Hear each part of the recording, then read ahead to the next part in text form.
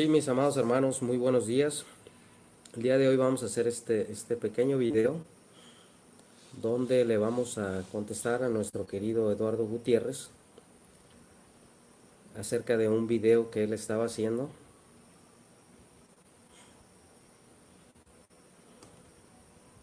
Él estaba haciendo un video hace días que me llamó mucho la atención, ¿no? Me llamó mucho la atención porque decía que, bueno, vamos a escuchar lo que dice el pastor Eduardo, ¿no? Verso 14.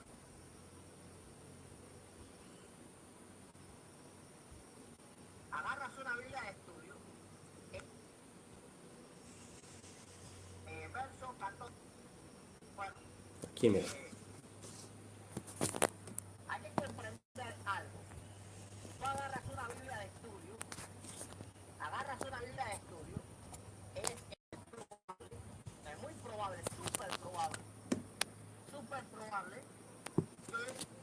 que tú leas estas personas de 1 Corintios 2:14 son sinceros. ¿Por qué razón? Porque el 99,9% de los comentarios bíblicos y de las Biblias de estudio son reformadas o calvinistas. Eh, Vamos a decir que los teólogos del otro lado, es decir, del lado wesleyano, del lado pentecostal, no se dedican a hacer Biblias de estudio o comentarios bíblicos. Es decir, cada rama doctrinal pues tiene sus cosas a las que se dedican. Entonces, cuando tú agarras una Biblia de estudio, un comentario bíblico, el 100% de lo que vas a leer y de lo que vas a aprender, tú tienes que entender que es de una rama que no es ni wesleyana ni pentecostal. Entonces, si tú eres un creyente wesleyano, eres un creyente pentecostal, yo no te recomiendo ninguna Biblia de estudio, porque Sí, mis hermanos, dice el pastor Eduardo, invita a sus seguidores que lo sigan por su canal de sus transmisiones, que él no recomienda ninguna Biblia comentada que va en contra de la posición o de la argumentación metodista formulada por John Wesley. Pero mis amados hermanos, a mí se me hace algo atrevido del pastor Eduardo que haga esas afirmaciones. Está en todo su derecho, ¿verdad? Está en todo su derecho, cada persona es libre de opinar lo que guste, pero lo vamos a ejemplificar de esta manera, ¿no? Los 5 reformadores de Europa, que fue Juan Calvino, que fue Martín Lutero, que fue Zwinglio, que fue Menon, los 5 reformadores de Europa, fueron reformadores que protestaron en contra de la Iglesia Católica. Pero ¿cuál es la Biblia que nosotros usamos, la Iglesia Evangélica? La Biblia que usamos, la Biblia que usa la Iglesia Evangélica es una Biblia que se llama Reina Valera. Entonces, Casiodoro, que era el nombre del que traduce la primera Biblia, que es la Biblia del Oso, Casiodoro era un monje en España. Se cree que que le decían Casiodoro de Reina porque él pertenecía a un pueblo que se llamaba Reina, Casiodoro de Reina. Entonces, cuando Casiodoro de Reina sale de España huyendo, porque la cabeza de Casiodoro valía mucho dinero, porque la Inquisición católica lo estaba buscando, y su delito era tratar de traducir la Biblia al castellano. Ya los hermanos de Ginebra ya tenían su Biblia, la Biblia de Zwinglio ya se distribuía sin los libros apócrifos, en Holanda ya estaba la Biblia, al inglés ya estaba la Biblia de Tyler, de Wycliffe. Entonces la Biblia al castellano fue de las últimas traducciones a lenguas vernáculas en cuanto a la reforma, ¿no? Entonces cuando Casiodoro sale huyendo de España y llega a Ginebra, a Suiza, es recibido por los calvinistas, por los reformadores, que calvinismo es un descalificativo que puso la Iglesia Católica. En realidad son reformados o son presbiterianos. Pero aquí lo importante, amados hermanos, es comprender que Casiodoro era un calvinista. Casiodoro confesaba una fe reformada. Entonces, la pregunta es, ¿de qué manera el pastor Eduardo puede invitar a las personas que no compren una Biblia comentada? Si la traducción que tenemos es una Biblia traducida por calvinistas, por reformados, que fue Casiodoro de Reina. La revisión que hace Cipriano de Valera,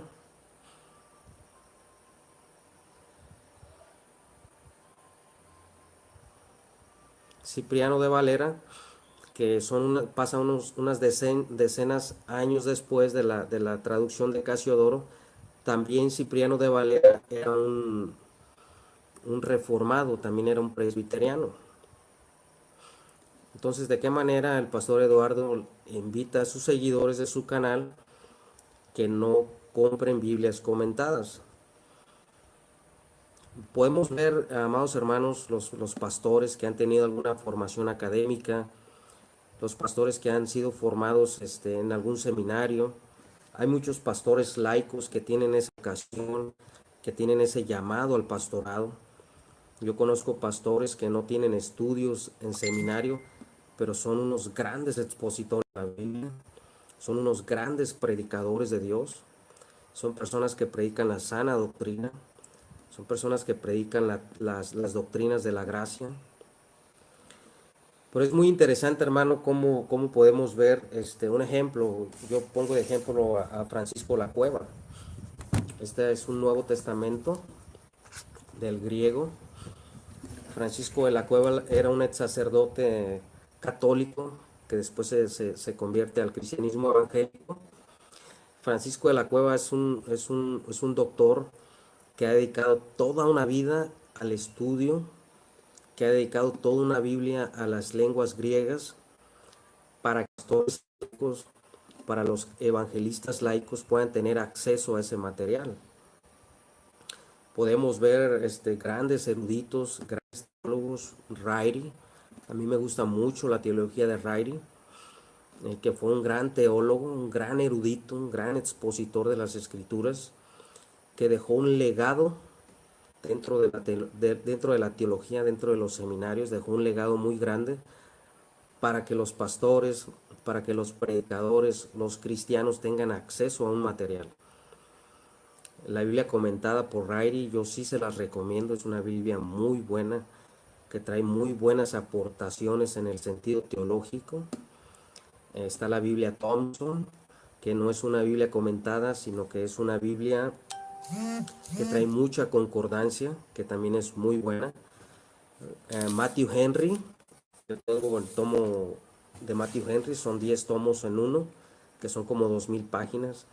Trae una aportación teológica muy buena también. Yo les recomiendo el comentario bíblico de Matthew Henry. Podemos ver a Pablo Deiros, que también es un erudito en historia. Pablo Deiros también es un bautista, muy bueno en historia, muy bueno en teología. Yo no tengo ningún problema con tener material de metodistas, aunque yo no soy de tradición metodista ni de tradición wesleyana. A mí me encanta Justo L. González.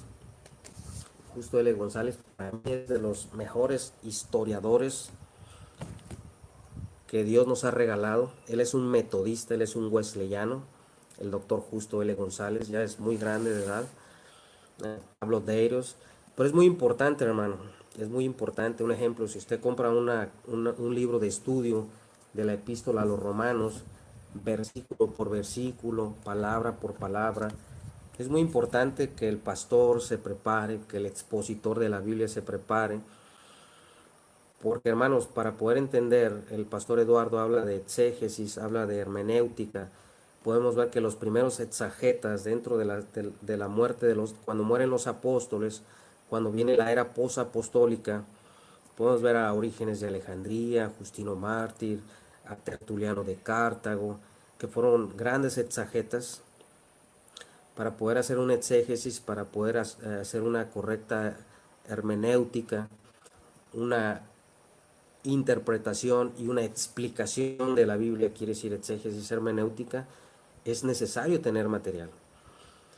Es necesario tener material, y los más grandes expositores, los más grandes eruditos que nos ha regalado Dios, que se han dedicado toda una vida entera al estudio de la Biblia, al estudio de las lenguas hebreas, al estudio de las lenguas arameas, a estudiar la tradición judía, a estudiar la tradición griega, de qué manera Pablo evangeliza a los gentiles, de qué manera veían los gentiles a la iglesia, qué concepto tenían los griegos acerca del Mesías, qué concepto tenían los griegos acerca de la Trinidad, qué concepto tenía la iglesia primitiva acerca del Espíritu Santo.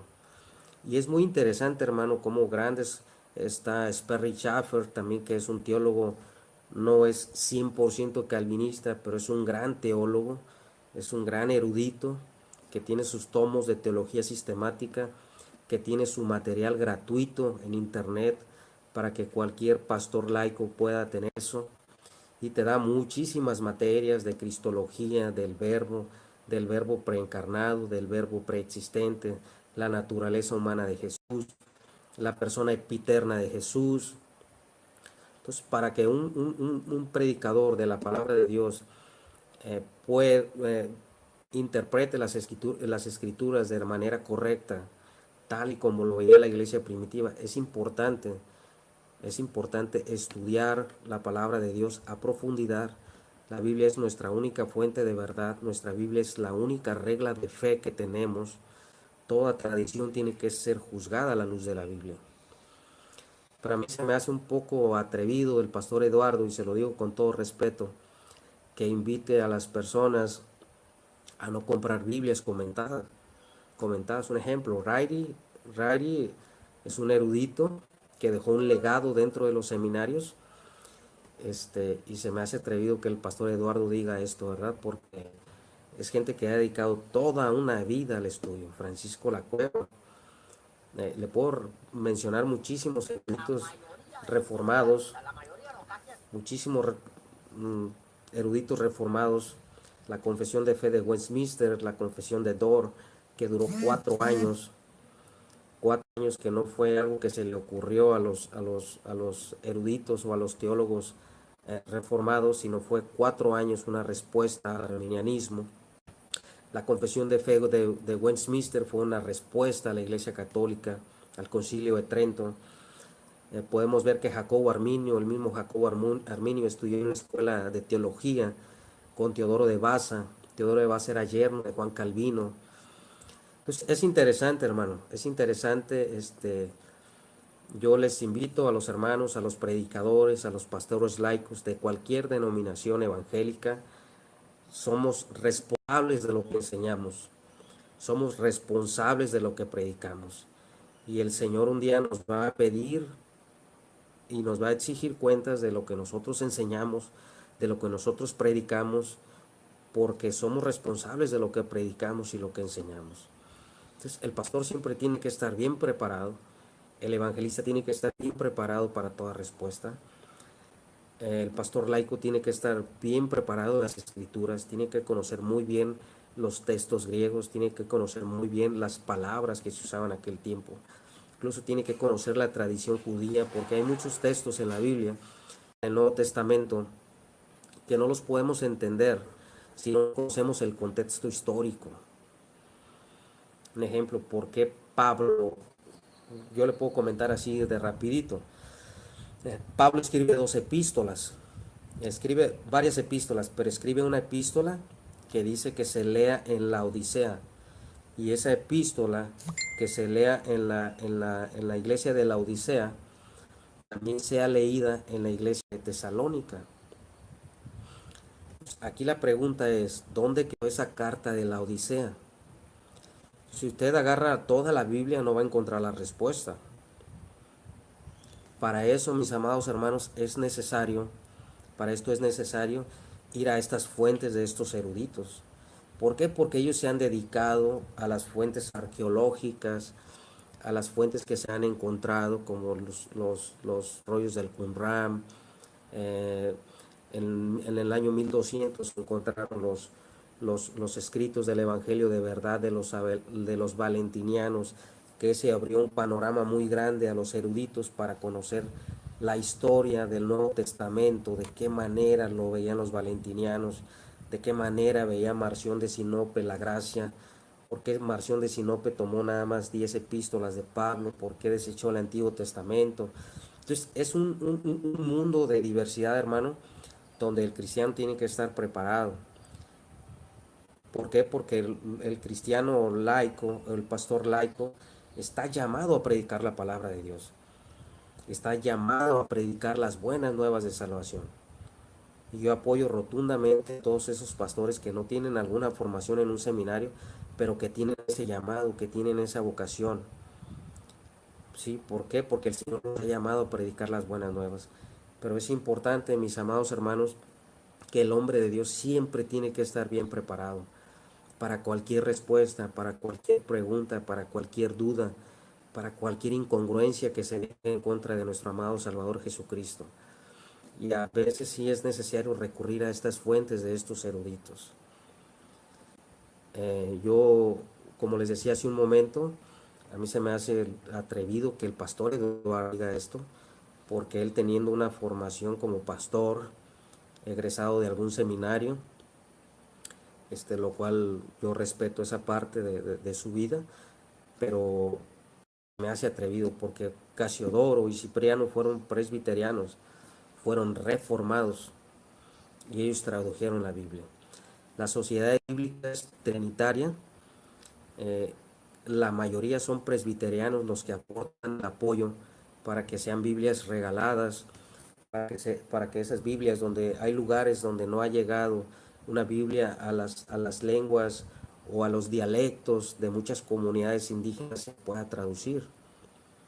Las Sociedades Bíblicas Unidas sí es jesuita, tiene mucha influencia jesuita, pero las sociedades bíblicas trinitarias no. Entonces es importante, mis amados hermanos, no criticar la reforma protestante. Yo he visto muchos hermanitos evangélicos que critican mucho la reforma protestante. La reforma protestante, mis amados hermanos, el calvinismo, perdona a mis hermanos calvinistas que les diga de esta manera, porque ese es un descalificativo. O sea, mis hermanos reformados, la reforma protestante fue tan importante para la iglesia evangélica porque se rompe esa línea de tiranía de la iglesia católica. Gracias a Dios que usó esos hombres de Dios como Juan Calvino, que es un gran teólogo, como Martín Lutero cuando leyó la carta a los romanos, que le pudo captar, o sea, Dios le dio el entendimiento de poder comprender la justificación, que él ya había sido justificado por el sacrificio que hizo Jesús, que la justicia de Cristo había sido imputada en él y él era declarado una persona justa delante de Dios.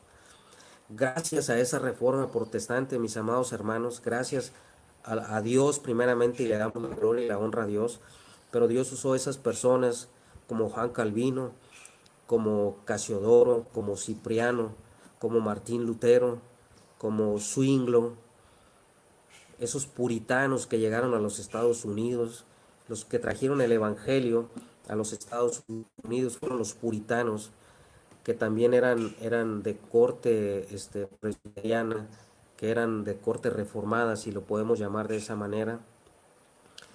Entonces, mis amados hermanos, es importante y no podemos negar la reforma. Gracias a Dios y gracias a esa reforma, nosotros podemos tener una Biblia a nuestro idioma, a nuestro castellano, gracias a dos presbiterianos, gracias a dos calvinistas, gracias a dos reformados, que fue Casiodoro y que fue Cipriano. Entonces tenemos que tener mucho cuidado, tenemos que tener mucho tacto cuando nos referimos a la reforma protestante. La reforma protestante es un momento histórico, es un momento importante, es un momento de bendición para la iglesia evangélica. Como les repetía, se rompe la línea de tiranía, se rompen los estados pontificios, entra el capitalismo, entra el estudio de la Biblia, entran las universidades de teología sistemática no católicas, Eso no lo podemos negar. Ningún cristiano evangélico puede negar esa parte de la historia. Entonces, mucho cuidado, mis amados hermanos. Me llama mucho la atención también cuando el pastor Eduardo dice que nosotros siempre manifestamos en la Biblia tres tipos de personas. Y que esos tres tipos de personas son personas que llamamos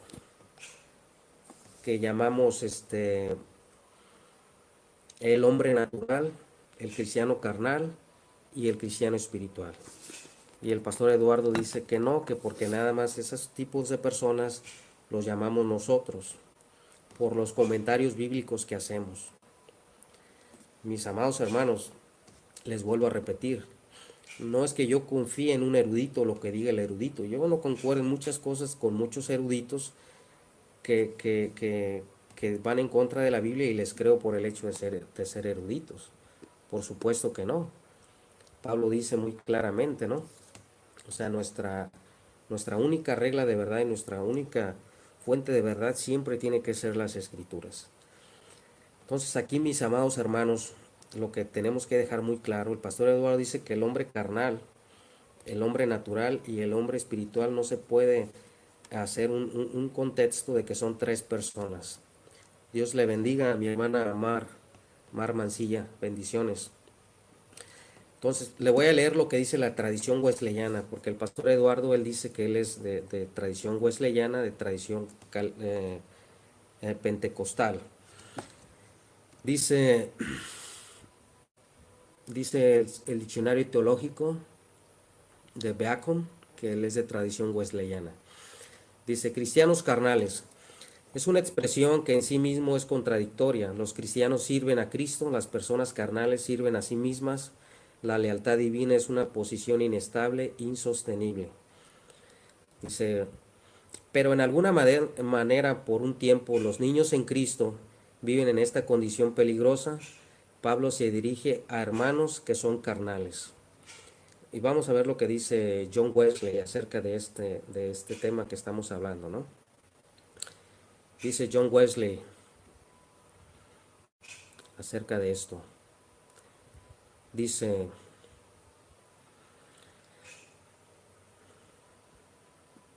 John Wesley, dice, los cristianos carnales son creyentes, pero no han alcanzado la madurez espiritual. Son las personas que han conocido a Cristo y han aceptado a Cristo como su Salvador, pero no han llegado a esa madurez espiritual. O sea, cuando uno recibe a Cristo, cuando tú vienes a los pies de Cristo, eres un niño porque eres un inmaduro. Podemos ver eso en todas las iglesias, que hay mucha gente inmadura. Niños cristianos, niños carnales. Pero esos no los puedes meter en el lugar de los incrédulos. Y vamos a ver lo que dice John Wesley, porque el pastor Eduardo decía que los hombres naturales eran creyentes. Eso a mí me consternó también, o al menos que yo haya entendido mal, y el pastor Eduardo también tiene todo su derecho a corregirme, ¿verdad? Vamos a ver lo que dice John Wesley acerca de los hombres naturales. Le voy a leer el tomo de teología sistemática de la tradición wesleyana para que lo podamos entender, para que vean lo que yo les digo, porque nuestro querido pastor Eduardo dice que es wesleyano, que es de tradición pentecostal. Dice el tomo de teología de tradición wesleyana, dice, hombre natural. Este término se utiliza para designar el hombre no regenerado, o sea que los hombres naturales no son cristianos, como decía el pastor Eduardo, no regenerado y por lo tanto insensible a los asuntos espirituales. El apóstol Pablo contrasta al hombre natural y menciona la palabra en griego que es psíquicos, con el hombre espiritual que es peumáticos, o sea, peuma viene de espíritu, describiendo al hombre natural como insensible e ignorante en cuanto a las cosas que se disciernen espiritualmente.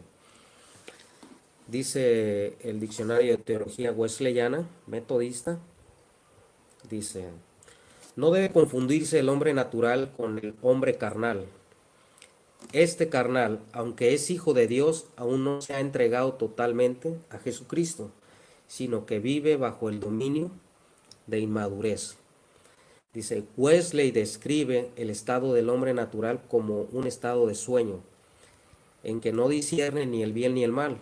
Debido a su insensibilidad espiritual, el hombre natural no está consciente de su verdadera condición precaria, o sea, su estado pecaminoso. Dice, él se considera sabio, bueno y libre de todo error vulgar, de los prejuicios y de la educación, siempre juzgando justamente y manteniéndose alejado de todo extremo. Esto lo dice en sus sermones, en su tomo 1. Entonces podemos ver que el pastor Eduardo no contradice lo que es la tradición wesleyana, porque la tradición wesleyana sí considera a los cristianos carnales como cristianos inmaduros, a los cristianos espirituales los menciona como, los pone como cristianos maduros que han alcanzado una madurez, y los hombres naturales no son cristianos, pastor Eduardo. Esto lo dice John Wesley, no nada más lo dice el calvinismo, no solo lo dice los eruditos presbiterianos o los eruditos reformados, esto también lo dice el tomo de teología de Beacon, de teología sistemática de tradición wesleyana, que el hombre natural es un inconverso, que el hombre natural es un hombre animal, natural, animal de ánima, se deriva de la palabra del griego, ¿no? Entonces, el hombre natural no podemos encajonarlo o no lo podemos poner en lo que son los cristianos, porque Pablo es muy claro, ¿no? Dice, pero, ese pero es una contradicción o es un contra. Ese pero hombre natural que no entiende las cosas de Dios porque se han de discernir espiritualmente, no son cristianos. Son hombres naturales, hombres irracionales, hombres animales, por decirlo así de una manera que es la traducción, se deriva de natural. ¿Por qué? Porque no le interesan las cosas de Dios. Porque por su pecado está incapacitado de buscar a Dios. Por su pecado está imposibilitado de discernir o de poder entender las cosas espirituales. Los cristianos, niños, los cristianos carnales, son la gente inmadura, la gente que se ha convertido, pero que está empezando ese proceso de santificación, que tiene una inmadurez espiritual.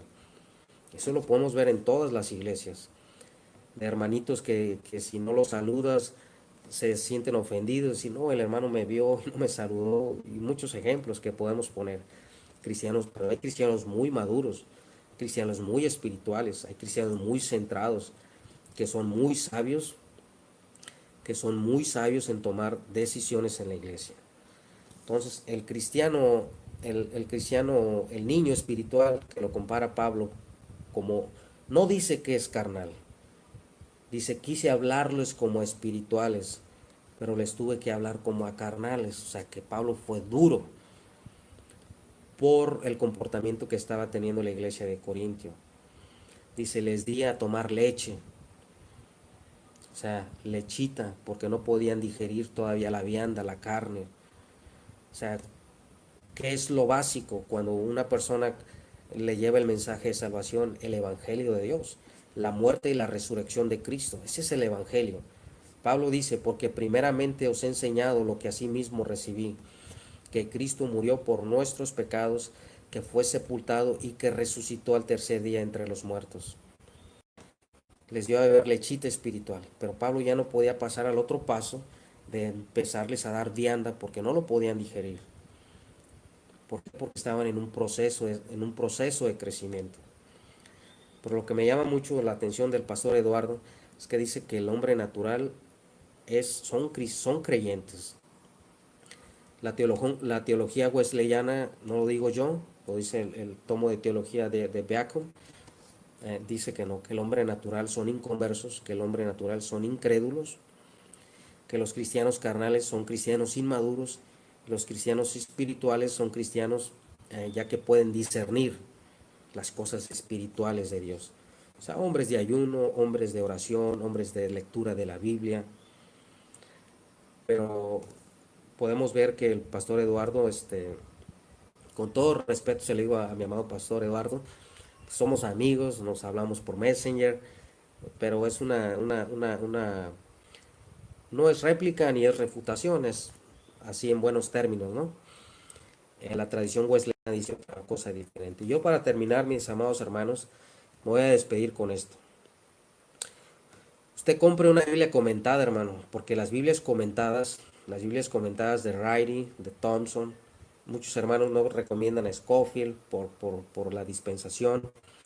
En esos temas no me voy a meter aquí porque hay que hablar de escatología y la escatología es una materia muy complicada, 8 posiciones dentro de la escatología, pero sí puede comprar una Biblia comentada, sí puede tomar un tomo de teología sistemática, aunque sea reformada, aunque sea bautista, los más grandes eruditos, los más grandes estudiosos de las lenguas griegas, de las lenguas hebreas, de las lenguas arameas, han sido hombres de Dios. Vamos a dejar las denominaciones.